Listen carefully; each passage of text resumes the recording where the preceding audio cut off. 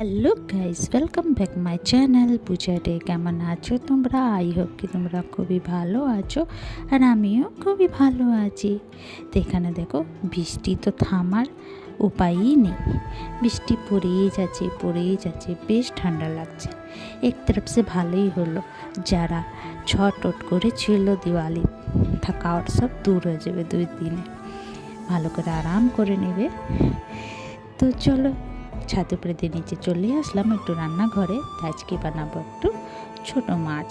তো এখানে দেখো, কড়াই বসিয়ে দিয়েছি, কড়াই গরম হয়ে গেছে। কড়াইয়ের মধ্যে দিয়ে দেবো সর্ষের তেল আর কালি জিরে ফোড়ন।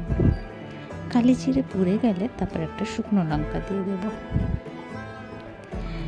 এখানে আমি 2টো টমেটো কেটে দিয়ে দিয়েছিলাম। টমেটোকে একটু 2 মিনিট তক ফ্রাই করবো। আর এখানে আমি সর্ষে আগে দিয়ে বেটে রেখে দিয়েছিলাম। টমেটোটা একটু ফ্রাই হয়ে গেলে 2-3 মিনিট তক, তারপরে আমি সর্ষে বাটা আর আদা রসুনের পেস্ট দিয়ে দেবো। একটুখানি ফ্রাই করব। ফ্রাই করার পরে কিছুটা শুকনো মশলা দিয়ে দেবো, হলুদ, নুন আর শুকনো লঙ্কা পাউডার, আর একটা আচার, আমের আচার দিয়েছিলাম। আমের আচারটা দিলে ভীষণ টেস্টি লাগবে খেতে। একটু চটপটা করে বানাবো। এটা বিহারি স্টাইল মাছের ঝোল হচ্ছে। প্রায় এরকম বিহারিরা বানাতে থাকে, খেতে থাকে। তো আমি বেশি ঝোল দেবো না, আর মশলাটা কষানো অবধি তক ফ্রাই করব। এখানে আমি ছোটো ছোটো মাছ ফ্রাই করে রেখে দিয়েছিলাম।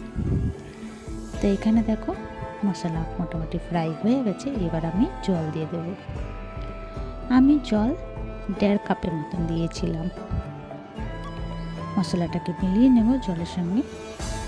তারপরে মাছটা দিয়ে দেব। মাছটা দিয়ে ভালো করে ফুটিয়ে নেব।